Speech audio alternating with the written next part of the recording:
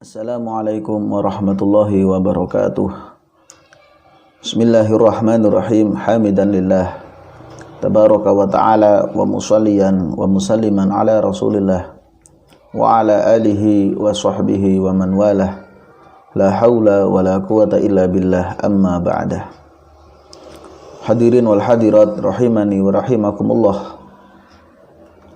Alhamdulillah, Allah senantiasa masih memberikan kita nafas, masih memberikan kekuatan anggota tubuh yang lain untuk mencari ilmunya Allah Subhanahu wa ta'ala.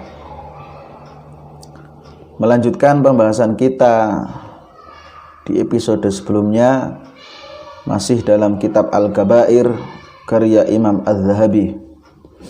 Termasuk dosa besar peringkat kelima adalah tidak mau membayar zakat.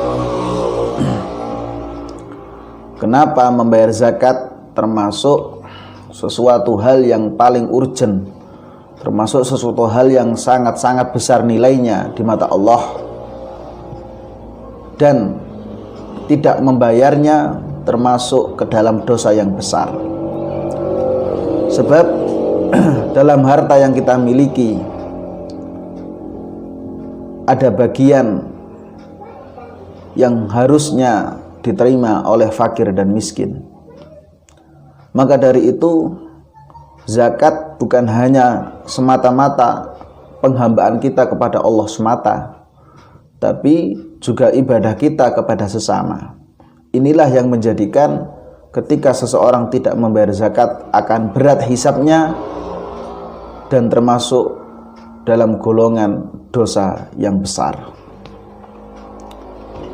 Hadirin rahimani wa rahimakumullah. Ketika seseorang mempunyai harta, pastilah yang ada dalam hatinya, jika tidak merasa memiliki, maka harta itu adalah hasil dari usaha dan jerih payahnya. Ketika seseorang diberikan harta oleh Allah, maka orang tersebut akan dibagi menjadi 3 bagian. Yang pertama, yang mendapatkan harta merasa mendapatkan amanah, dan ini adalah tingkatan tertinggi, yang mana amanah adalah titipan. Ketika titipan itu diambil oleh pemiliknya, maka seseorang tersebut akan merasa lega, akan merasa lebih nyaman. Namun kita tidak akan membahasnya dalam pertemuan kali ini, sebab akan membutuhkan durasi yang sangat panjang. Tingkatan yang kedua adalah al-ata' atau pemberian. Jadi seseorang yang mempunyai harta merasa diberi oleh Allah, sehingga seenaknya saja dia untuk menggunakan pemberian itu, disedekahkan atau tidak, dizakatkan atau tidak. Dan yang terakhir, yang ketiga, ini yang paling berbahaya, merasa harta adalah milkiyah atau kepemilikan. Sangat masyhur, sangat terkenal kisah seorang Qarun yang hidup di zaman Nabi Musa. Bagaimana dia adalah seorang miliarder, seorang yang kaya raya. Namun ketika seseorang mendatanginya untuk mengambil zakatnya, maka apa yang ia katakan? Innama utituhu ala ilmin indi, kata Qarun. Apa? Enak saja engkau mengambil hartaku. Hartaku ini adalah hasil daripada jerih payahku. Inilah seseorang yang menganggap harta adalah milkiyah, kepemilikan. Padahal sejak zaman Rasulullah Muhammad SAW, bahkan dilanjutkan oleh Khalifah pertama Sayyidina Abu Bakar, beliau mempunyai program besar. Beliau mempunyai program kerja yang paling penting ketika itu. Yang pertama adalah selain memerangi nabi palsu, adalah memerangi mani'uz zakah, atau memerangi seseorang yang tidak mau membayar zakat. Sebab apa? Balasannya akan sangat-sangat berat. Kata Rasul Muhammad SAW, tidak ada pemilik harta yang tidak mengeluarkan zakatnya, kecuali pada hari kiamat nanti akan dibentangkan baginya papan-papan dari api. Kemudian ia ditelantangkan di atasnya di neraka jahanam, neraka yang paling dasar, yang paling panas. Maka ketika itu dibakarlah punggungnya.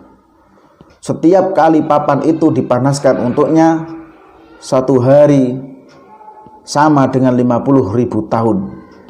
Begitu sampai Allah menghakimi manusia seluruhnya, dan dia pun tahu kemana jalan yang akan ditempahnya, ke surga atau ke neraka. Ini adalah salah satu hadis yang harusnya menjadikan kita untuk tahdzir atau peringatan, supaya kita takut ketika kita mempunyai harta namun enggan untuk mengeluarkannya. Walhasil, harta yang kita miliki tidak akan sama sekali memberikan kemanfaatan kecuali kita keluarkan zakatnya dan kita keluarkan sedekahnya. Sebab apa? Sebab ma akalta fa'afnait, apa yang kita makan selama ini akan habis. Sudah berapa kintal beras, sudah berapa banyak makanan enak yang masuk ke dalam tubuh kita, tapi fa'afnait, semua itu sirna. Wa ma kasauta fa'ablait, apa yang kita gunakan, apa yang kita pakai akan usam, akan kusut, dan akan menjadi jelek. Sudah berapa kali kita ganti pakaian, sudah berapa kali kita berganti apa yang kita pakai, dan semuanya itu akan usang dan lama-kelamaan tidak akan terpakai. Namun wa ma tasaddaqta fa'abqait, apa yang engkau sedekahkan itulah yang akan langgeng dan itulah yang akan kekal. Semua di antara kita sudah faham bahwasanya harta kita adalah sedekah kita. Ketika kita mau bersedekah, ketika kita mau berzakat, yang meskipun itu sangat berat, sebab zakat, sedekah selalu bertentangan dengan hawa nafsu, sebab harta adalah sesuatu yang menurut banyak orang adalah kepemilikan. Bagaimana mereka menganggap, untuk apa aku mengeluarkan harta, toh ini adalah hasil jerih payahku. Namun tanpa sadar, ternyata seseorang yang menunda zakatnya, seseorang yang terpedaya akan hartanya yang banyak sehingga tak mau mengeluarkan zakat, termasuk ke dalam zona atau dosa besar, sehingga kita kelak akan sangat-sangat berat ketika mempertanggungjawabkan kepada Allah Subhanahu wa taala. Maka dari itu tidak salah ketika Rasulullah Muhammad SAW menjelaskan bahwasanya seorang yang kaya akan masuk surga 500 tahun lebih lambat daripada seorang yang miskin. Sebab apa? Seorang yang miskin bisa cepat masuk surga sebab tak ada harta di tangannya. Namun orang kaya ketika dia banyak harta akan berat hisabnya. Dari mana engkau dapatkan,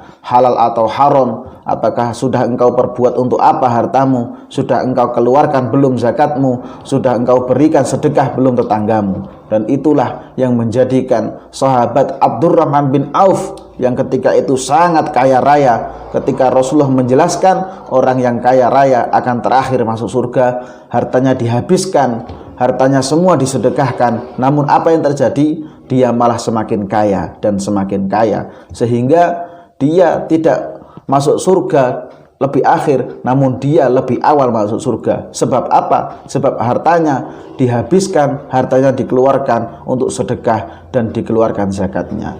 Insya Allah apa yang akan kita zakatkan, apa yang kita infakkan, apa yang akan kita sedekahkan, akan kita petik hasilnya kelak ketika kita menghadap Allah Subhanahu wa ta'ala. Hadza minni wal afu minkum. Wassalamu alaikum warahmatullahi wabarakatuh.